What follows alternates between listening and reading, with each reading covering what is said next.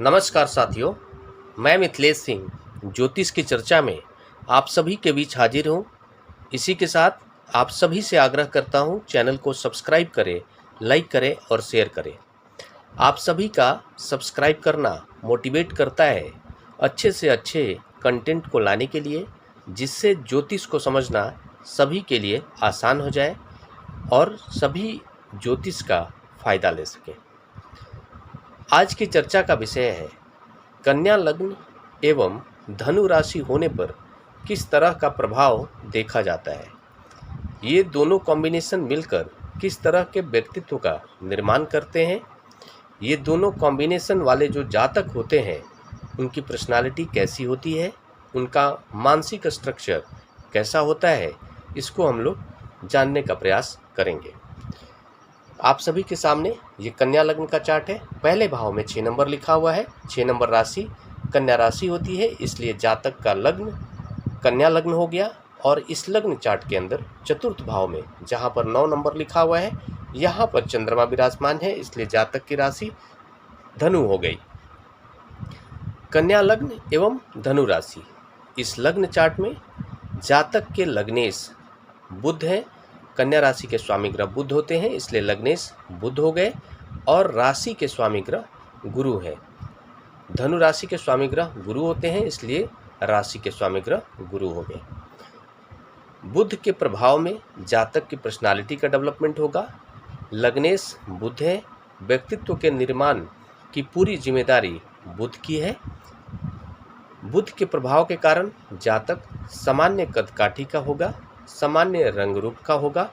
और कन्या राशि में बुध उच्च के हो जाते हैं, इसलिए कन्या लग्न का जो भी जातक होगा उसके ऊपर बुध का बढ़ चढ़कर प्रभाव देखने को मिलता है। ऐसा जातक बहुत ही कैलकुलेटिव प्रवृत्ति का होता है, बहुत ही कैलकुलेशन के क्षेत्र में अहम भूमिका रखने वाला जातक होता है। ऐसा जातक व्यापार के क्षेत्र में भी बड़ी भूमिका निभाता है।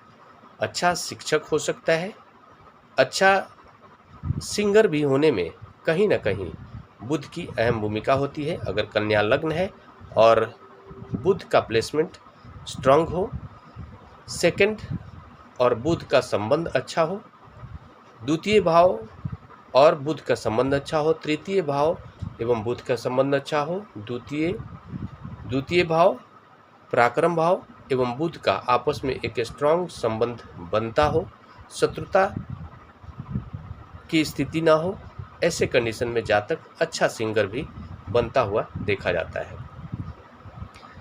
कन्या लग्न के जो जातक होते हैं उनके अंदर थोड़ा सा स्वार्थ की भावना जरूर देखी जाती है।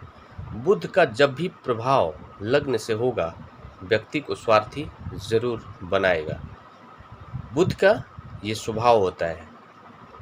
बुध के प्रभाव के कारण जातक किसी भी ऐसे क्षेत्र में जहाँ पर गणना करनी हो, जहाँ पर प्रेडिक्ट करना हो, जहाँ पर कैलकुलेशन हो, वहाँ पर बुध होता है।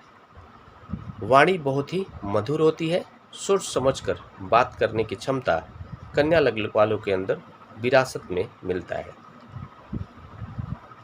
इस लग्न चार्ट के अंदर राशि के स्वामी ग्रह गुरु है। मन के ऊपर गुरु का पूरा प्रभाव देखा जाएगा। गुरु के प्रभाव के कारण जातक धार्मिक प्रवृत्ति का होगा। साथ में जातक के अंदर ज्ञान को प्राप्त करने की विशेष प्रबलता देखी जा सकती है। ऐसा जातक अच्छा वक्ता होता है। ऐसा जातक जब भी बोलता है तो लोग सुनने के लिए मजबूर होते हैं। यहाँ पर हम यह भी देख रहे हैं कि गुरु इस लग्न चार्ट में चतुर्थ भाव के स्वामी ग्रह भी हैं। राशि के स्वामी ग्रह के साथ साथ चतुर्थ भाव के भी स्वामी ग्रह है और सप्तम भाव के भी स्वामी ग्रह है। चतुर्थ एवं सप्तम के स्वामी ग्रह के साथ साथ राशि के स्वामी ग्रह होकर गुरु संबंध बना रहे हैं चंद्रमा से। इसका मतलब है कि चतुर्थ भाव का जो भी क्षेत्र है उन क्षेत्रों का प्रभाव मन पर होगा। चतुर्थ भाव माता का भाव है, सुख का भाव है, साथ में जनता का भाव है। मतलब जनता के ऊपर भी जातक का जो प्रभाव है वो सकारात्मक देखने को मिल सकता है। सुखों में वृद्धि देखा जा सकता है और माता से लाभ की स्थिति भी बन रही है। यहाँ पर हम यह भी देख रहे हैं कि लाभेश चंद्रमा है और चंद्रमा का संबंध चतुर्थ भाव से हो रहा है। ये हम कह सकते हैं कि जातक जनता से लाभ ले सकता है। सप्तम भाव का भी संबंध चतुर्थ भाव से इनडायरेक्टली हो रहा है, तो जातक के मन के ऊपर सप्तम भाव का भी प्रभाव देखा जाएगा। सप्तम भाव जीवन साथी का भाव, पार्टनरशिप का भाव, मतलब अपने जीवन साथी का प्रभाव भी जातक के मन के ऊपर बहुत हद तक रहने वाला है। जातक अपने जीवन साथी की बात को मानने वाला होगा। चतुर्थ भाव में चंद्रमा का बैठना बताता है कि जातक अपनी माता का ख्याल रखने वाला होगा, अपने घर परिवार से प्रेम रखने वाला होगा, अपने संतान का भी विशेष ख्याल रखने वाला होगा। चंद्रमा का संबंध चतुर्थ से जब होता है तो ऐसा जातक अपने नेटिव लैंड से भी बहुत ही अटूट प्रेम रखता है और ज़्यादातर उसका मन अपने नेटिव लैंड में लगता है। बहुत हद तक उसकी कोशिश होती है कि वह जहाँ पर जन्म लिया है वहीं पर रहे और वहीं पर व्यापार करे, या फिर कोई भी ऐसा जीविकोपार्जन जो उसके जन्म स्थान से जुड़ा हुआ हो, वहीं रहकर वो अपना जीविकोपार्जन करना चाहता है। लाभेश का संबंध चतुर्थ भाव से बन रहा है और लाभेश चंद्रमा है, तो हम ये कह सकते हैं कि जातक अपने मदरलैंड पर रहकर ज़्यादा लाभ ले सकता है।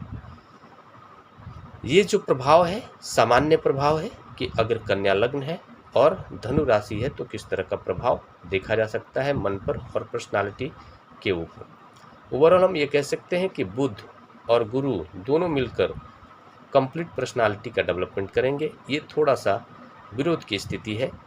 बुध और गुरु का आपस में बहुत अच्छा कॉम्बिनेशन नहीं देखा जाता है। ऐसे कंडीशन में यही होता है कि गुरु के प्रभाव के कारण जो एक विशेष लेवल का एक तेज जातक के मन के ऊपर होना चाहिए था, उसमें कहीं ना कहीं बुध के प्रभाव के कारण कमी आ जाएगी। गुरु के प्रभाव के कारण जातक पूर्ण रूप से ऑनेस्टी के साथ अपना वक्तव्य रखता है, लेकिन जब बुध का वहाँ पे इन्वॉल्वमेंट हो जाता है तो हम ये कह सकते हैं कि वहाँ पर फिर व्यक्ति अपने जो भी स्टेटमेंट रखता है उसमें कहीं ना कहीं स्वार्थ निहित होता है, समझदारी के साथ बोलना पड़ता है। गुरु के प्रभाव के कारण भी जातक बहुत ही समझदार होता है और समझदारी के साथ ही बोलता है, लेकिन उसमें ऑनेस्टी बहुत हद तक ज़्यादा होती है। ये जो प्रभाव है सामान्य प्रभाव है, सभी ग्रहों का प्लेसमेंट देखने के बाद ही एग्जैक्ट प्रभाव पता चल पाता है। इसी के साथ अगले विषय पर आप सभी के बीच मिलता हूँ। तब तक के लिए मेरा नमस्कार।